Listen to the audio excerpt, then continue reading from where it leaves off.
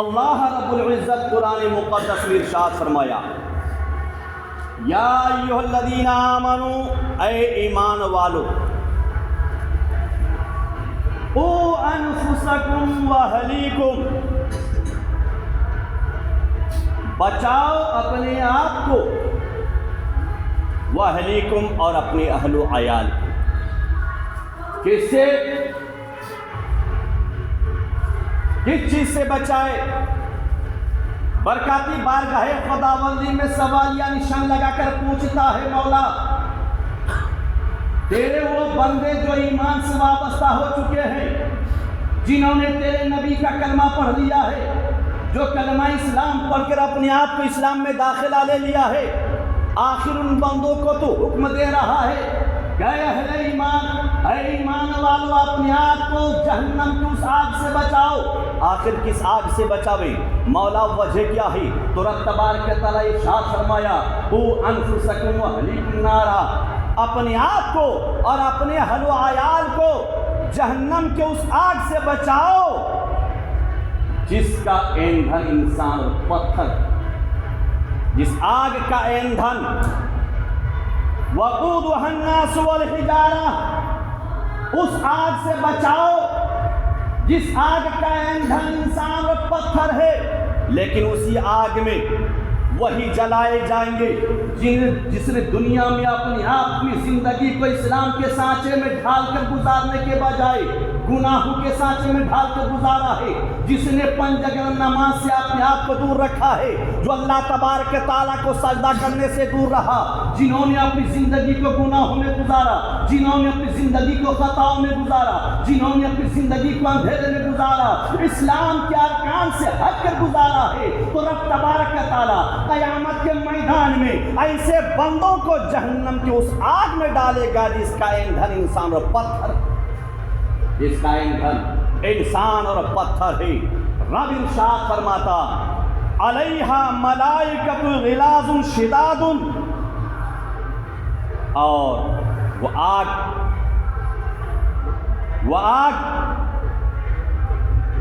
کہ جس پر سخت مزاج کے فرشتے کو تبارک تعالیٰ نے مقرر فرمایا ہے،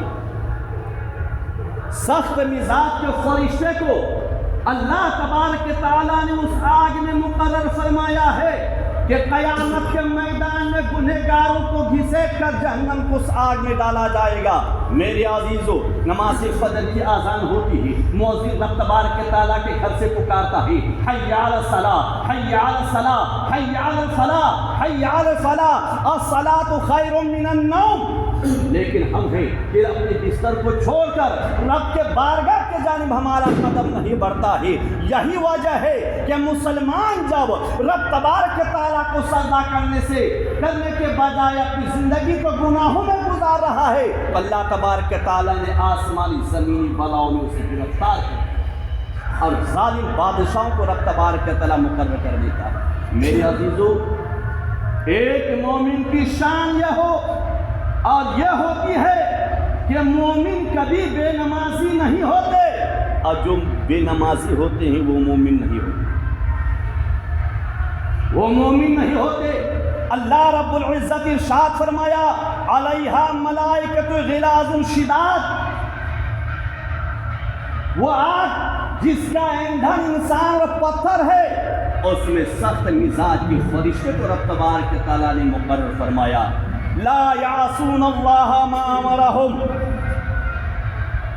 اور وہ فرشتے اللہ کے حکم کے علاوہ کوئی کام نہیں کرتا ہے، وہ وہی کرتا ہے، ما ویفعلون ما یؤمرون، وہ فرشتے اسی کام کو انجام دیتے ہیں جس کام کا رب تبارک تعالیٰ نے اسے حکم دیا ہے، جس کام کا رب تبارک تعالیٰ نے اسے حکم دیا ہے۔ میرے عزیزو، اللہ کے احکام کو فرشتے مکمل طور پر عمل کرتے ہیں، اللہ کے فرمان پر آسمان پر اڑنے والے چرندوں پر مکمل طور پر عمل کرتے ہیں، اللہ کے احکام پر ہر چیز عمل کرتے ہیں، لیکن ہم انسانی مخلوق ہیں کہ رب تبارک تعالیٰ نے جس چیز کے لیے ہمیں پیدا کیا ہے اس چیز سے دور۔ اللہ کا گھر 5 وقت کیسے بھرنا چاہیے؟ کیسے بھرنا چاہیے؟ نمازی سے کس قدر فل ہونی چاہیے، لیکن یہی اللہ کا گھر آج خالی رہتا ہے، تو کیا اللہ کا گھر بار گئے خداوندی میں عریضہ نہیں پیش کرتا ہوگا؟ مولا جس چیز کے لیے تو نے مجھے بنایا، تیرے بندے میرے گھر میں آنے کے بجائے نماز کے وقت گناہوں کے اڈے میں زندگی گزار رہے ہیں، تو مسجد کا یہ فریاد باب اجابت سے ٹکراتی ہے۔ پھر اللہ تبارک تعالیٰ کے فضل و کرم کے نزول کے بجائے عذاب کا نزول ہوتا ہے، عذاب الہی، بندہ مومن عذاب الہی میں گرفتار ہوتے ہیں۔ قرآن پکار پکار کر کہتا ہے، اللہ ارشاد فرماتا ہے، میرے عزیزو، الم تر ان اللہ یسبح لہ من فی السماوات والارض والطیر صافات کل قد علم صلاۃ و تسبیحہ۔ اللہ ارشاد فرمایا، اے میرے بندے، کیا تو نے نہیں دیکھا اللہ کے کلام کو سننے کے بعد اگر ہم اس پر عمل پیرا نہیں ہوئی تو ڈبل عذاب ہے۔ قیامت کے میدان تو رب پوچھے گا نا، تو نے پیغام نہیں سنا تھا، تیرے تک میرا پیغام میں پہنچانے والوں نے نہیں پہنچایا تھا، کیا ہم بولیں گے؟ جواب کیا ہوگا؟ انکار تو کر نہیں سکتے، اقرار ہی کرنا پڑے گا۔ تو پھر رب تبارک تعالیٰ فرشتوں کو حکم دے گا کہ کانچ پگھلاؤ اور پگھلا کر اس کے کان میں ڈالو، ڈبل عذاب۔ اللہ ارشاد فرمایا، الم ترى، کیا تو نے نہیں دیکھا ان اللہ، کہ بے شک رب تبارک تعالیٰ کا یسبح لہ من فی السماوات والارض، اللہ کی تسبیح پڑھتی ہے جو کچھ آسمان و زمین میں۔ جس چٹائی میں ہم بیٹھے ہیں، مصلی میں بیٹھے ہیں، یہ بھی اللہ کی تسبیح پڑھتی ہے۔ یہ دیوار، پتھر، شجر و حجر، شمس و قمر، جتنی بھی ذرہ ذرہ ہے، ہر ایک شے اللہ تبارک تعالیٰ کی تسبیح بیان کرتی ہے۔ لیکن میرے عزیز ذرا غور کرو، وہ مسلمان جو اپنے آپ کی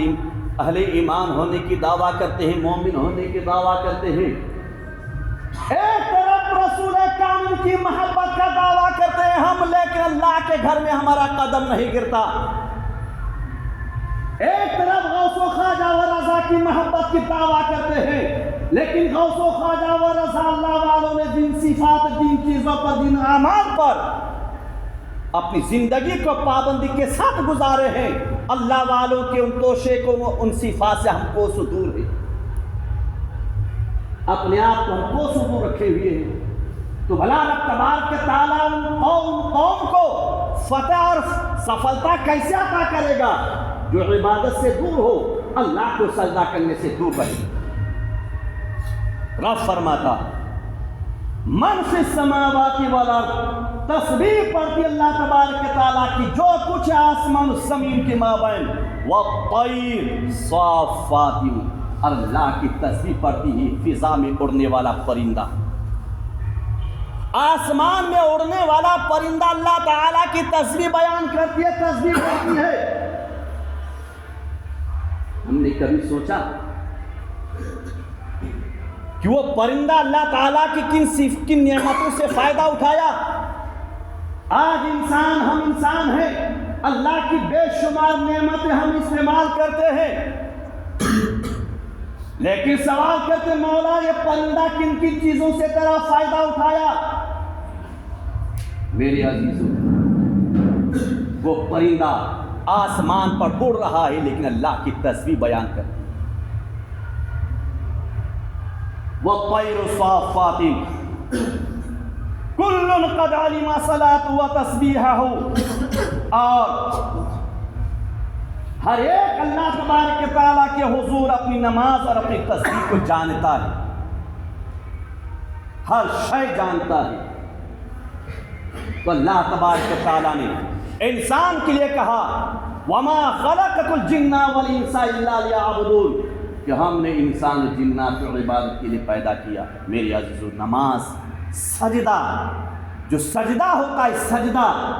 اگر ہم غور کر لیں اس سجدے میں طاقت کیا ہے، قوت کیا ہے، اس معبود برحق کو سجدہ کرنے میں کس قدر طاقت ملتی ہے بندہ کو،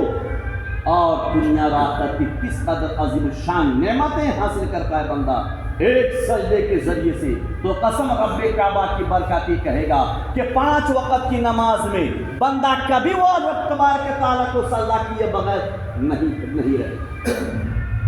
سجدے وہ طاقت ہے، وہ قوت ہے، ہر بیماری کے لیے شفا اللہ کو سجدہ کرنے میں ہے، انسان کے رزق میں برکت اللہ کو سجدہ کرنے میں ہے، انسان حادثات ارضی و سماوی سے محفوظ رہے گا، شرط یہ ہے کہ اپنے معبود برحق کو سجدہ کرے، انسان تمام بلاؤں سے محفوظ رہے گا، شرط یہ ہے کہ اپنے پیشانی کو بارگاہ خداوندی میں جھکائے، اللہ کے گھر کو آباد کرے، کہیں بھی رہے، گھر میں رہے، باہر رہے، کھیت کھلیان میں رہے، اگر اپنے معبود برحق کو بندہ سجدہ کر لے گا تو رب تبارک تعالیٰ اس سجدے کے برکت سے اس بندہ کو، اس کو ظاہر سے بھی پاک و صاف کر دے گا، اور باطنی طور پر بھی انسان پاک و صاف ہو جائے گا، ہر گناہوں سے پاک و صاف ہو جائے گا۔ میرے عزیزو، اللہ ارشاد فرماتا درود پاک اللہم صلی علی سیدنا شفیعنا حبیبنا مولانا محمد بارک وسلم صلاۃ و سلام علیک یا رسول اللہ صلی اللہ تعالی علیہ وسلم۔ میرے عزیزو، جب انسان خوف خدا میں اپنے رب کو سجدہ کرتا ہے تو حدیث پاک میں آتا ہے، میرے آقا فرماتے ہیں ما من امرئ مسلم تحضرہ صلاۃ مکتوبۃ فیحسن وضوءها وخشوعها ورکوعها الا كانت کفارۃ لما قبلها من الذنوب۔ آقا کریم رؤوف رحیم فرماتے ہیں ہم سستی کرتے ہیں، سستی اپنے اندر سے نکالیے، اللہ کا خوف پیدا کیجیے، آقا کریم کی اس سنت کو اپنائیے، اپنے قلب و جگر میں اس کی محبت کو بٹھائیے، جس توشہ کو آقا کریم رؤوف رحیم صلی اللہ علیہ وسلم نے ہمیں لا کر پہنچایا، اور جس چیز پر آقا کریم دنیا سے جاتے جاتے میرے آقا نے کہا کہ نمازوں کی پابندی کرنا، اللہ کو سجدہ کرنا کبھی نہیں چھوڑنا۔ رب تبارک تعالیٰ نے ہمارے پروجوں کو فتح دیا ہے، میدان کارزار میں دشمنوں سے لڑتے تھے، گردنیں کٹاتے تھے، لیکن جب اذان کی صدا آ جاتی تھی تو آپ لڑائی کو ایک طرف رکھ کر اپنے معبود برحق کو سجدہ کرنے میں مصروف ہو جاتے تھے، مشغول ہو جاتے تھے۔ آج مسلمان مارے کیوں جا رہے ہیں، ستائے کیوں جا رہے ہیں؟ کیونکہ ہمارے اعمال ٹھیک نہیں، ہمارا ذہن صاف نہیں، قلب صاف نہیں، دل صاف نہیں، ہم گناہوں سے اپنے آپ کو دور نہیں رکھتے۔ میرے عزیزوں، آقا کریم رؤوف رحیم فرماتے ہیں کہ جب بندہ مومن، جب کوئی مسلمان، ما من امرئ مسلم، جب کوئی مسلمان بندہ،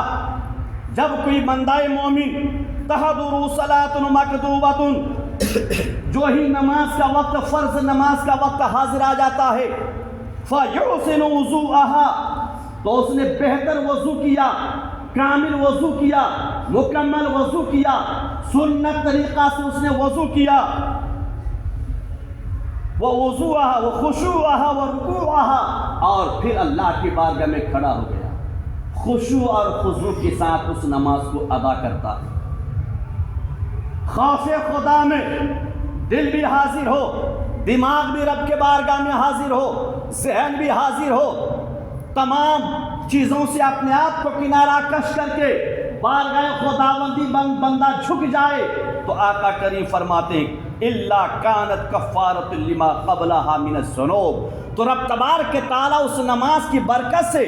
وہ نماز اس کے لیے، اس نے جتنے بھی پہلے گناہ کر چکا ہے، جتنے بھی خطا کر چکا ہے، ان تمام گناہوں کے لیے وہ وقت، اس وقت کی نماز اس کے لیے وہ کفارہ بن جاتی ہے، مٹا دیتی، اس کے گناہوں کو مٹا دیتی، خطاؤں کو مٹا دیتی ہے، بندہ اندر سے بھی پاک ہو جاتا ہے، باہر سے بھی پاک ہو جاتا ہے، ذہن بھی رب کے طرف راغب ہو جاتا ہے، ذہن و فکر تبارک تعالیٰ کے جانب جھک جاتا ہے، اور اس کے دل میں اللہ کا خوف اور رب تبارک تعالیٰ کا خوف پیدا ہو جاتا ہے، بندہ اس کے درجات کو بلند، اللہ تبارک تعالیٰ اس بندہ ساجد کے درجات کو بلند فرما دیتا ہے۔ میرے عزیزو، اللہ سے ڈرو، اللہ سے خوف کھاؤ، اور اپنے بچوں کو راہ راست پر لگاؤ۔ میرے عزیزو، جب ہم اللہ کے گھر سے دور ہو جاتے ہیں اور اسلامی تعلیم سے دور ہو جاتے ہیں تو ایک وقت ایسا بھی دیکھنا پڑتا ہے کہ ہمارے بچے شرابی بن جاتے ہیں، ہمارے بچے جوانی نکل جاتے ہیں، ہمارے بچے گناہوں کے اڈے میں نکل جاتے ہیں، ہمارے بچے تعلیم حاصل کرنے کے بجائے وقت کو گناہوں کے اڈے میں گزارنے لگ جاتا ہے۔ جب وہ گناہوں میں گزارنے لگ جاتا ہے تو وہی اولاد ماں باپ کے سر درد بن جاتے ہیں۔ کیوں؟ اگر پہلے اسے دھیان دیے ہوتی تو بچہ اس غلط راہ پہ نہیں گیا ہوتا، اولادیں راہ راست سے بہکی نہیں ہوتی۔ میرے عزیزو،